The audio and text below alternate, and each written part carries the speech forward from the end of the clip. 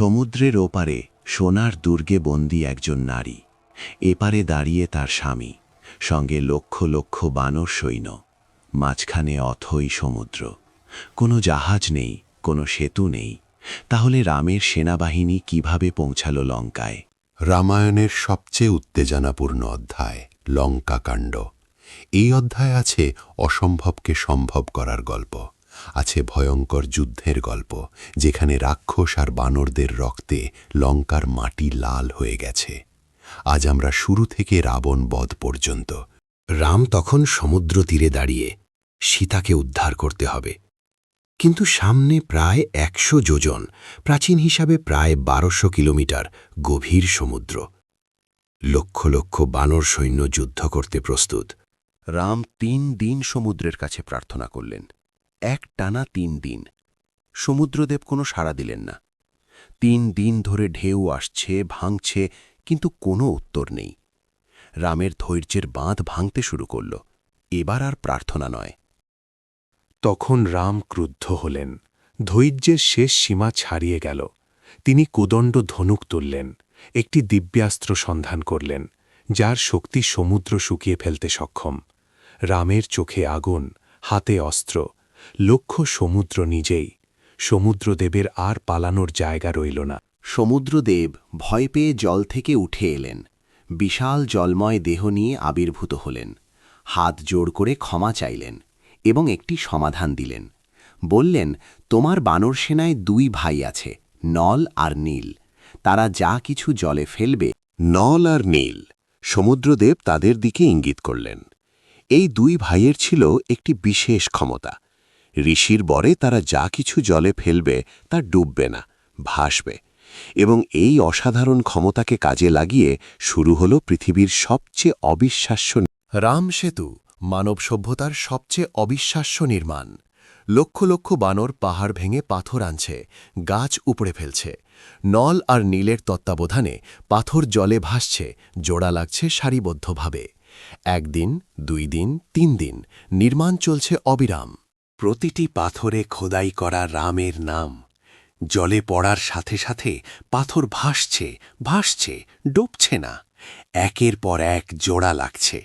মাত্র ৫ দিনে ১০০ যোজন দীর্ঘ সেতু তৈরি হল। সমুদ্রের বুকে তৈরি হল সেতু সম্পূর্ণ। ভারতের তীর থেকে লঙ্কার তীর পর্যন্ত সমুদ্রের বুকে পাথরের রাস্তা।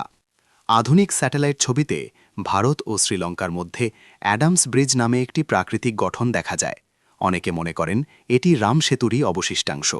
সেতু পার হয়ে সমগ্র বানর সেনা লঙ্কার উদ্দেশ্যে যাত্রা শুরু করল। হনুমান, সুগ্রীব, অঙ্গদ, জাম্ববান, নল, নীল সবাই। কিন্তু লঙ্কায় পৌঁছানোর আগেই ঘটল একটি ঘটনা, যা যুদ্ধের গতিপথ পুরোপুরি বদলে দিল। লঙ্কা, সোনার শহর, বিশাল সোনার দুর্গ প্রাচীর, আকাশ ছোঁয়া রাজপ্রাসাদ। রাক্ষস সৈন্যরা দুর্গের ওপর থেকে নিচে তাকাচ্ছে। এই দুর্গ ভেদ করা প্রায় অসম্ভব। কিন্তু তখনই একটি অপ্রত্যাশিত ঘটনা ঘটল, যা সবকিছু উল্টে দিল। রাবণের নিজের ভাই বিভীষণ রাবণের পক্ষ ত্যাগ করে রামের কাছে চলে এলেন। বিভীষণ বারবার রাবণকে অনুরোধ করেছিলেন সীতাকে ফিরিয়ে দিতে, বলেছিলেন এটা অধর্ম। কিন্তু রাবণ শোনেননি, উল্টো অপমান করে তাড়িয়ে দিলেন। বিভীষণ রামের শরণ নিলেন। রাম তাকে গ্রহণ করলেন। শুধু গ্রহণই করলেন না, ঘোষণা করলেন বিভীষণই হবেন লঙ্কার পরবর্তী রাজা।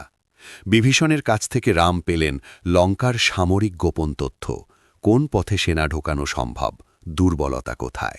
লঙ্কার যুদ্ধ শুরু হল, এবং এটি ছিল রামায়ণের সবচেয়ে দীর্ঘ ও রক্তক্ষয়ী অধ্যায়। হাজার হাজার রাক্ষস যোদ্ধা, অতি প্রাকৃত শক্তির অধিকারী, মায়াবী অস্ত্রে সজ্জিত। রাবণের সেনাপতিরা একের পর এক মহাশক্তিধর। কিন্তু বানর সেনাও ছিল অপ্রতিরোধ্য। হনুমান একাই শত শত রাক্ষসকে ধ্বংস করছিলেন। তার গদার এক আঘাতে 10টা রাক্ষস একসাথে শূন্যে উড়ে যাচ্ছে। অঙ্গদ, নল, নীল, সুগ্রীব প্রত্যেকেই রাক্ষস সেনাপতিদের একের পর এক পরাজিত করছেন। লঙ্কার সোনার রাস্তা রক্তে লাল, প্রতিটি গলিতে যুদ্ধ চলছে। রাক্ষস সেনাপতিরা একের পর এক পতন হচ্ছে। কিন্তু তখনই যুদ্ধে এলেন রাবণের সবচেয়ে শক্তিশালী অস্ত্র, তার পুত্র ইন্দ্রজিৎ, যিনি মেঘনাদ নামেও পরিচিত। ইন্দ্রজিৎ ছিলেন ভয়ঙ্কর। তিনি অদৃশ্য হয়ে যুদ্ধ করতে পারতেন, আকাশ থেকে তীর ছুটতে পারতেন।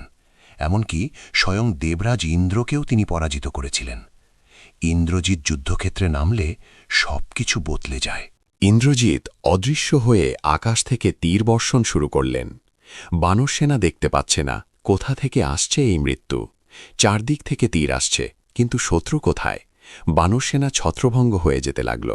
এবং তখন ইন্দ্রজিৎ প্রয়োগ করলেন তার সবচেয়ে ভয়ঙ্কর অস্ত্র, নাগপাশ, বিষাক্ত সাপের তৈরি জাল।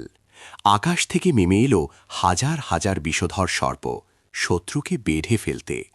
এই অস্ত্রের সামনে কোনো রক্ষা নেই।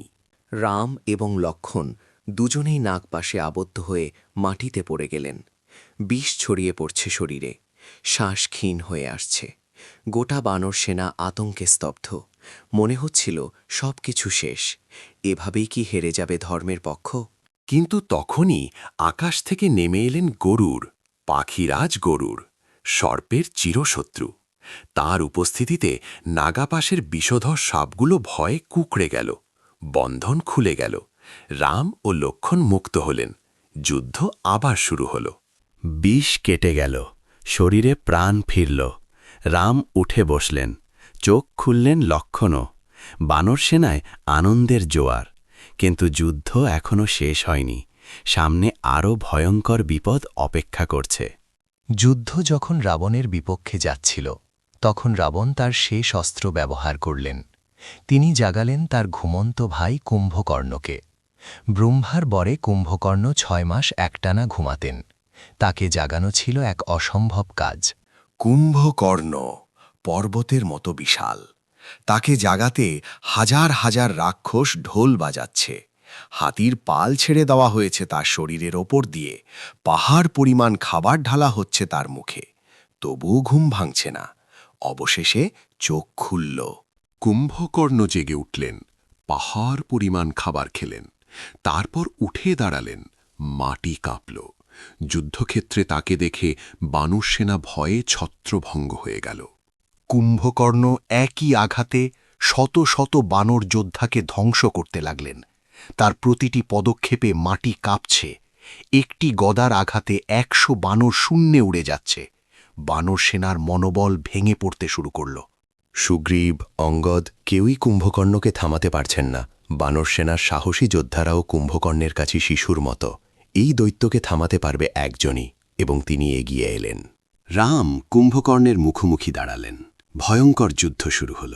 রাম একের পর এক দিব্যাস্ত্র ছুড়লেন। প্রথমে কুম্ভকর্ণের 2 বাহু কাটলেন, তারপর 2 পা, এবং শেষে একটি দিব্যাস্ত্র দিয়ে তার মস্তক ছিন্ন করলেন। পর্বতের মতো কুম্ভকর্ণ মাটিতে লুটিয়ে পড়লেন। মাটি কেঁপে উঠল। কিন্তু এরপর এলো যুদ্ধের সবচেয়ে ভয়ঙ্কর মুহূর্ত। ইন্দ্রজিৎ আবার যুদ্ধে ফিরলেন। এবার তার লক্ষ্য লক্ষ্মণ। রাতের অন্ধকারে অদৃশ্য হয়ে ইন্দ্রজিৎ নিক্ষেপ করলেন শক্তিশীল একটি মারাত্মক দিব্যাস্ত্র। লক্ষ্মণ বুঝতেও পারলেন না কোথা থেকে আঘাত আসছে। শক্তিশীল সরাসরি লক্ষ্মণের বুকে আঘাত করল। লক্ষ্মণ মাটিতে পড়ে গেলেন, প্রায় মৃত। বিষ দ্রুত ছড়াচ্ছে শরীরে, শ্বাস ক্ষীণ হয়ে আসছে। বৈদ্য সুসেন বললেন, সূর্যোদয়ের আগে হিমালয়ের দ্রোণাচল পর্বত থেকে সঞ্জীবনী ভেষজ না আনলে লক্ষ্মণ বাঁচবেন না। রাম লক্ষ্মণকে কোলে নিয়ে বসে আছেন, চোখে জল। ভাইয়ের শ্বাস ক্রমশ ক্ষীণ হচ্ছে। সূর্যোদয় পর্যন্ত সময় আছে মাত্র কয়েক ঘণ্টা। হিমালয় থেকে ওষুধ আনতে হবে, হাজার হাজার মাইল দূরে। কে পারবে এই অসম্ভব কাজ? হনুমান, একমাত্র হনুমান। তিনি আকাশে লাফ দিলেন, এমন লাফ যেন মাটি ছেড়ে গেল চিরকালের জন্য। হিমালয় হাজার হাজার মাইল দূরে। সূর্যোদয়ের আগে পৌঁছাতে হবে, ওষুধ আনতে হবে। সময় নেই, একটুও নেই। হনুমান উড়ে চলেছেন, সমুদ্র পেরিয়ে, বন পেরিয়ে, পাহাড় পেরিয়ে, হিমালয়ের দিকে। পূব আকাশে আলো ফুটতে শুরু করেছে। সময় ফুরিয়ে আসছে, প্রতিটি মুহূর্ত মূল্যবান। হনুমান হিমালয়ে পৌঁছালেন। দ্রোণাচল পর্বতে হাজার হাজার ঔষধি গাছ জ্বলজ্বল করছে, কিন্তু কোনটা সঞ্জীবনী হনুমান চিনতে পারছেন না। এত গাছের মধ্যে কোনটা সেই প্রাণরক্ষাকারী ভেষজ সময় নেই ভাবার। এবং তখন হনুমান সিদ্ধান্ত নিলেন পুরো পর্বতটাই তুলে নিয়ে যাবেন। 2 হাত দিয়ে পর্বতের গোড়া ধরলেন, সমস্ত শক্তি দিয়ে টানলেন, মাটি কাঁপল, পর্বত নড়ল এবং উঠল। রামায়ণের সবচেয়ে আইকনিক দৃশ্য, হনুমান পুরো দ্রোণাচল পর্বত এক হাতে তুলে আকাশে উঠছেন।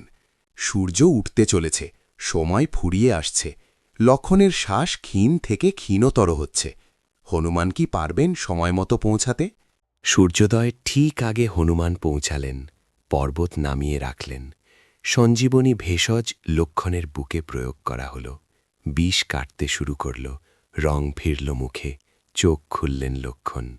রাম ভাইকে বুকে জড়িয়ে ধরলেন। লক্ষণ বেঁচে গেলেন, রাম ভাইকে বুকে জড়িয়ে ধরলেন। বানর সেনায় আনন্দের ঢেউ, কিন্তু লক্ষণ সুস্থ হয়ে ফিরলেন একটি লক্ষ্য নিয়ে, ইন্দ্রজিৎকে শেষ করা। যে তাকে প্রায় মেরে ফেলেছিল, তার হিসাব চোকানো বাকি। ইন্দ্রজিৎ তখন নিকুম্ভেলা যজ্ঞশালায় একটি গোপন যজ্ঞ করছিলেন। এই যজ্ঞ সম্পূর্ণ হলে ইন্দ্রজিৎ সত্যিকার অর্থে অজেয় হয়ে উঠতেন। বিভীষণ এই তথ্য রামকে জানালেন। লক্ষণকে পাঠানো হল যজ্ঞ ভণ্ডুল করতে। ভয়ঙ্কর যুদ্ধ হল। ইন্দ্রজিৎ তার সমস্ত মায়াবী শক্তি প্রয়োগ করলেন, অদৃশ্য হলেন, মায়া সৃষ্টি করলেন, আকাশ থেকে অস্ত্র নিক্ষেপ করলেন। কিন্তু লক্ষণ অটল, প্রতিটি মায়া ভেদ করলেন, প্রতিটি আঘাত প্রতিহত করলেন। শেষ পর্যন্ত লক্ষণ ইন্দ্রজিতের শিরচ্ছেদ করলেন। রাবণের সবচেয়ে শক্তিশালী পুত্র, লঙ্কার সর্বশ্রেষ্ঠ যোদ্ধা পরাজিত। ইন্দ্রজিতের মৃত্যু রাবণকে ভেঙে ফেলল। এবার রাবণ বুঝলেন নিজেকেই নামতে হবে। রাবণের 10টি মুখে 10 রকম প্রতিক্রিয়া, একটিতে শোক, একটিতে ক্রোধ, একটিতে প্রতিশোধের আগুন। তার সবচেয়ে প্রিয় পুত্র আর নেই, ভাই কুম্ভকর্ণ আর নেই, সেনাপতিরা সবাই নিহত। এবার রাবণ নিজেই যুদ্ধক্ষেত্রে নামবেন। এবং অবশেষে এলো সেই মুহূর্ত, রাম বনাম রাবণ। রাবণ তার পুষ্পক রথে চড়ে যুদ্ধক্ষেত্রে নামলেন। 10টি মাথা, 20টি হাত, প্রতিটি হাতে ভয়ঙ্কর অস্ত্র। আকাশ অন্ধকার হয়ে গেল, মাটি কাঁপছে। রাম তখন পায়ে হেঁটে যুদ্ধ করছিলেন, কোনো রথ নেই, কোনো বর্ম নেই। দেবরাজ ইন্দ্র তার সারথি মাতুলি ও দিব্য রথ পাঠালেন। রাম রথে উঠলেন। এবার সমানে সমান, রাম বনাম রাবণ, চূড়ান্ত লড়াই। যুদ্ধ শুরু হল। রাম তীর ছুটছেন, রাবণও ছুটছেন, আকাশ ঠেকে যাচ্ছে তীরে তীরে। দুজনেই সমান শক্তিশালী, কিন্তু একটি সমস্যা, রাম রাবণের মাথা কাটছেন, কিন্তু নতুন মাথা গজিয়ে উঠছে। বারবার কাটছেন, বারবার গজাচ্ছে। রাম বুঝলেন সাধারণ অস্ত্রে রাবণকে মারা যাবে না, মাথা কাটলেও নতুন মাথা গজায়। তখন বিভীষণ রামকে জানালেন রাবণের রহস্য। রাবণের নাভিতে আছে অমৃতের ভাণ্ডার। যতক্ষণ সেই অমৃত আছে ততক্ষণ রাবণ অমর। তখন রাম ব্রহ্মাস্ত্র তুলে নিলেন, সেই পরম অস্ত্র। এই অস্ত্রের ফলায় আছে বায়ুর শক্তি, অগ্নির তেজ, সূর্যের আলো। রাম কোদণ্ড ধনুক পূর্ণ টানে টানলেন, লক্ষ্য রাবণের নাভি, যেখানে লুকিয়ে আছে তার অমরত্বের রহস্য।